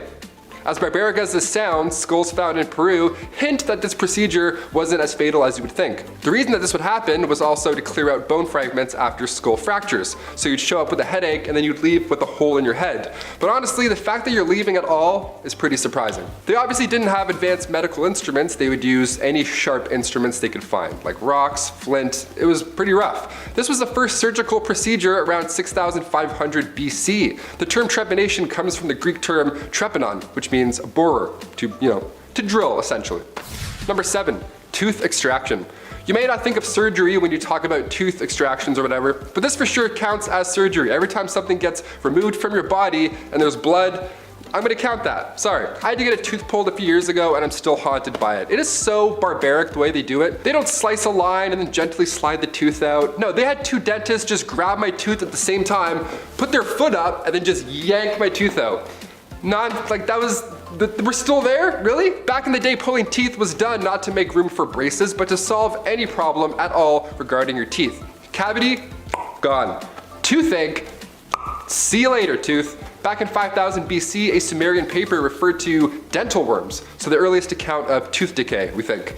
Unless there were actual dental worms, in which case gross, but no, you had a cavity. We're lucky to have x-rays and modern technology tell us now if a tooth is coming in sideways, but back then some believed it was always tooth worms, no matter what. If it hurts, it's worms, get them out.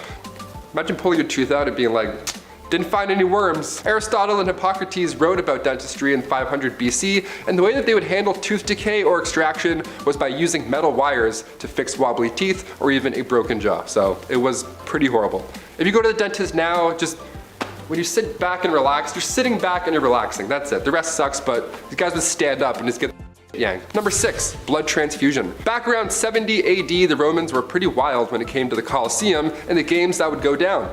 There was lots of bloodshed, of course. There's animals and warriors and a lot of stabbies, and crowds would rush the arena after the day was done, not to get autographs, but to hopefully get a sweet sip of that gladiator blood. Yeah, blood was considered a magical elixir back then, and then near the early 1500s, blood was then seen as youth juice. Yeah, if you drink some young blood as an elderly, those knees would just magically come back. Apparently. Don't drink blood if you're watching this. Don't. Unless you're Edward Cullen, don't drink blood. Team Jacob. Lots of theories surrounding blood in the Middle Ages. Bloodletting was a go-to when you were sick because they thought that your humors were out of balance. It was like, oh, you're sick, you just got some weird blood, we'll drain you out a bit. Vampires, all vampires. In 1628, blood circulation was discovered by a man named William Harvey, and that just absolutely changed the game. Now the idea of something going into your bloodstream was in the picture. hypothetically. So we started to test this out on canines, of course. Scientists were injecting them with different substances, and slowly but surely that turned into blood transfusion between canines. So this is back in the 1660s. That's how early we started injecting things. Number 5, mummification. Mummification was common. Even today we're finding more mummies. We're uncovering more ancient history. But how the hell was mummification done back then? How was it done so well? We're talking about teeth worms and trepanation. How did ancient Egyptians figure this out? And how is it done in a way where the bodies are still reserved this long? Well, it wasn't cheap, I'll tell you that for free. Being mummified was reserved for the rich. It's pretty brutal, but what you would do is basically you get a hook in your nose and all your brains would be pulled out. And then they would cut the left side of your stomach, remove all those goods, all the organs, just gone, let those dry, yuck. And then you put the heart back in the body and then you wash the insides out with wine and spices over and over again until eventually you cover the body in salt for 70 days. And around day 40, you gotta stuff it with sand. Come day 70, that's when you can wrap them in those mummy bandages. Then the sarcophagus awaits you, and so does the rest of your life.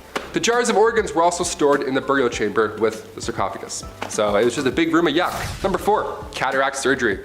My brother was born with a cataract. This one's for you, homie. Cataract surgery is one of the oldest surgeries in the book. Well, rather, in the painting. Found in a tomb in ancient Egypt was a painting of what is surely the oldest recorded eye surgery. Scientists are able to make this conclusion due to the length of the tool that the doctor is holding. Little metal rod going into their eye. Just doing this makes me cringe. They believe this was a method called couching. This happened to be recorded. The needle would push the cloudy lens to the bottom of the eye, ideally fixing their vision. The oldest tools found in Egypt tell us that 4,000 years ago, this was the first time that it had been done. But afterwards, evidence of couching was found all over the world. So they kind of were the OG couchers. It wasn't until 1747 until a doctor in France named Jacques Daviel, he performed the first cataract extraction surgery in a modern sense. Every method, older, ancient, modern, it all sounds wildly uncomfortable. If you've been through this, kudos to you. Hit that like button, glad your eyes and stuff are working. Number 3, transplantation. Blood transfusion is one thing, but how the hell do we figure out transplants? This arm, now over there on that guy? The first successful one was in 1954 in Boston at the Peter Benton Brigham Hospital. That was like a surgical procedure. The first successful one, by any means, came from around 1000 BC. An Indian surgeon, Samhita, had written down details on how to transplant tissue from one of the body areas to repair nose injuries. I mentioned that a little bit earlier. But later on in the 16th century, that idea was revised. In Renaissance Italy in the 16th century, a man named Gasparo Tagliacozzi and finally French surgeon Alexis Carrel changed the medical game again. In 1902, they published their work on the new techniques using new studies on animals and blood vessels, and to this day, that technique is still used. In 1904, they partnered with Charles Guthrie in Chicago and performed the first successful animal transplant, saving the dog's life. So not that long ago, weirdly enough, had to include it. Number 2, open heart surgery. We've discussed ancient Egyptians and how they would clean out the entire body and put the heart back in. Now, of course, they weren't alive during any of this. That body is long gone. But when was the first open heart surgery? When did the impossible become a reality? Well, the first successful open heart surgery went down in Chicago in 1893. The patient was a man named James Cornish. He got a knife wound to the chest during a brawl. Now, the surgeon, Dr. Daniel Hale Williams, who, by the way, used to be a shoemaker's assistant, saved this man. And the city's first interracial hospital, too. Lots of firsts happening in this one. There we go.